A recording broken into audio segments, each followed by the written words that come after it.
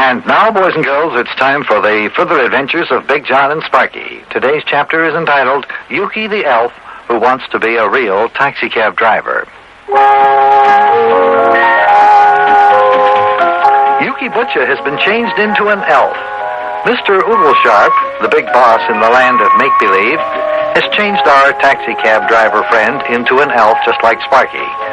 Today, Sparkie and Yuki have been sentenced to spend some time in the Tangly Tower. They've made their way through the tangle vine forest, and they're now at the top of the tower.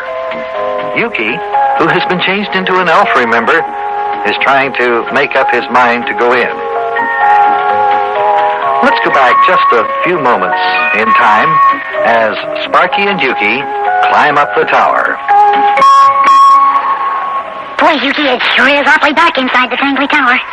Well, just let me climb up there alongside of you, Sparkie lad. Yeah, it is dark in there, all right, isn't it? Well, let's go on inside, Sparkie lad. We won't find any secret in there by staying out here and looking in. Here, I'll give you a boost into the window. Yeah, just push me up under the windowsill. That's all you have to do, Yuki. Yeah, all right. There you go. Now, reach down and pull me up there with you, will you? Okay, here we go. Up you come. Yeah, right. Yeah, I'm up, Sparkie. Well, Sparkie lad, it's a pretty good drop from up here on this windowsill down to the floor. Guess we'll have to jump down there. Yeah, it looks like that's the only way we're going to get down to the floor, Yuki. Boy, I wish it wasn't so dark in there. I can't even see the floor. Can you? Well, I can't see a thing in there. Just as black as the inside of a lump of coal inside of that there Tangly Tower. You'd think some daylight from outside here would go in through this window and light up the place. There's something mighty strange and mysterious about this here tower, Sparkie lad. I just feel like there's somebody inside there watching me. Yeah, me too. Hey, maybe if we stuck our heads in further we could see something. Well, stick your head in there if you want to, Sparkie lad. Go ahead, take a look around. But on second thought, maybe I'd better just call and see if there's anybody in there. Yeah, that's a good idea. That's a better idea. Go ahead, call and see if there's anybody in there. All right, I'll just stick my head in a little bit, so if anybody is in there, they'll be sure to hear me. Hello? Hello? Hey, there is somebody in there, Yuki. Did you hear that? Did you hear him call hello back to me? Yeah, call something else down there. Ask them who they are. Yeah, that's a good idea. Hey, who are you in there? Who are you in there? Oh, Yuki. It's only my echo. There's not anybody in there. Come on, let's jump through the window and go inside. Oh, now, wait a minute there, Sparkie lad. It's awfully dark down there. Let's just wait a minute and think this over. Well, what's to think about? Come on, let's jump into the Tangly Tower. After all, we'll never get out of this tangle vine forest unless we find the secret of escape, and it's hidden somewhere in the Tangly Tower. Yeah, well, I guess you're right. All right. Let's just get inside there and look for the secret of escape from the Tangly Vine forest. Okay. You jump first, Yuki. Yeah, all right. Stand back, lad. Here we go. Boy, I sure hope I land on my feet. Hey, where's the floor? Where am I going to land? Wait a minute. Hey, don't tell me there isn't any floor in this thing. Oh.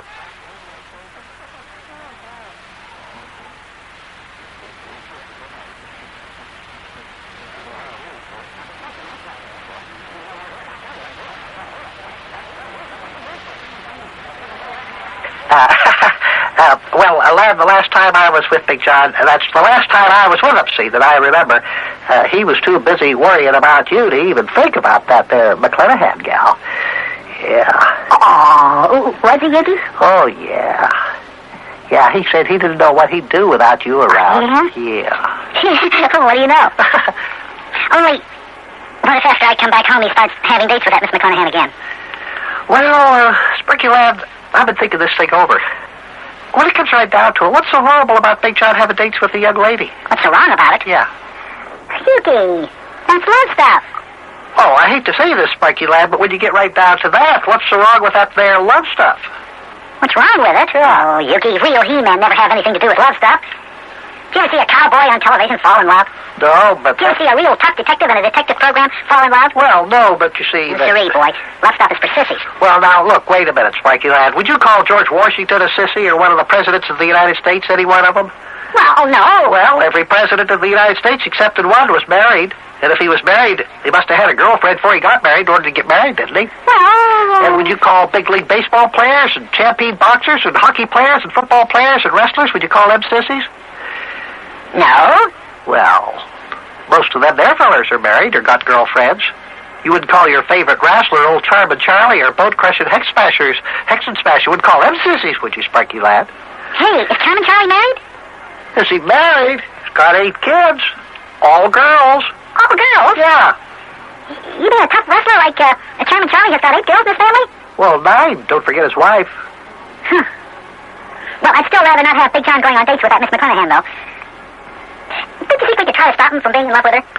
Well, now, that isn't something that can exactly be done. I mean, you don't stop somebody being in love, Sparky lad. You can't. Why not? Well, let's put it this way, Sparky lad. Let's just try to bring this a little closer to home. Now, do you like Big John? Oh, sure, Yuki, a whole lot. In fact, I more than like Big John. You more than like him, huh? All right. What is more than like? What do you call it? If like you know? Well, I guess I love him. Yeah. But I thought you said you didn't go for that there love stuff. Oh yeah, but now wait a minute. This is different, Yuki. I love Big John like a daddy. I mean, all little kids love their mothers and daddies. Yeah, but it's still love, Sparky lad. It's just like that old saying: no matter how you cut it, it's still baloney. No matter how you look at it, it's still love. I kind of hate to compare love to baloney, but what are you going to do? Well, then again, I guess you could compare love to baloney, because I love baloney. Nothing I love better than a good bologna sandwich. Yeah, I guess you could mention love and bologna in the same breath. As long as the bologna didn't have no garlic in it. Yeah. Well, Yuki, couldn't we just see how Big John feels about that Miss McClanahan by now? I mean, maybe he doesn't love her anymore. Now, Sparky lad, I'm sure this here romance between Big John and Miss McClanahan will never develop into nothing serious. It already is serious.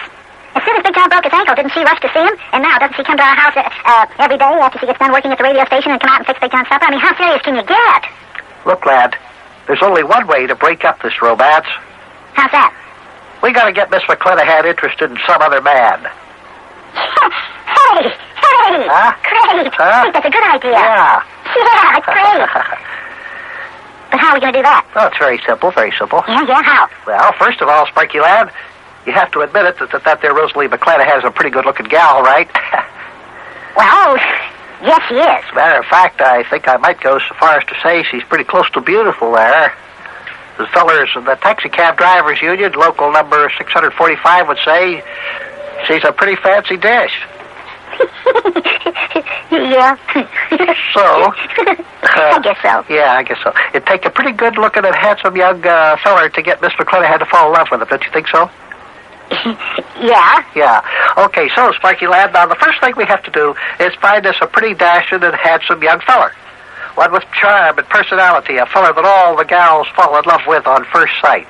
In other words, Sparky, what we got to do is find us a ladies' man. Yes, but where are you going to find one? Sparky lad? Yes, Yuki? I shall be glad to donate myself for this worthy cause.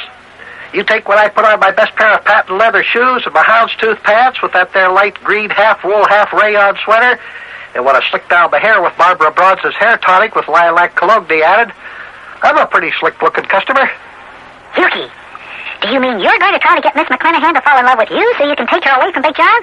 I shall make the supreme sacrifice, Sparky lad. Yuki! As a matter of fact, Sparky lad, I shall go on record right now and make a prediction. Within 3 months, I shall be married to the very beautiful and charming Miss Rosalie McClanahan. Oh, Yuki, do you realize what you're saying? Boy, oh boy, oh boy, oh boy!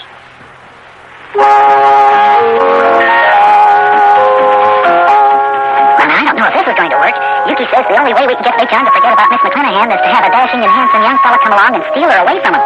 And Yuki says that he'll donate his services to the cause. I wonder if Yuki can make Rosalie McClanahan fall in love with him. Well, we shall see. You know, Yuki is sort of handsome when he gets all dressed up in his best patent leather shoes and his houndstooth pants and light green sweater he wears. Especially when he sticks down his hair with that hair tonic he uses. Yeah, maybe it'll work. It just might. Well, we shall see. So long, kid.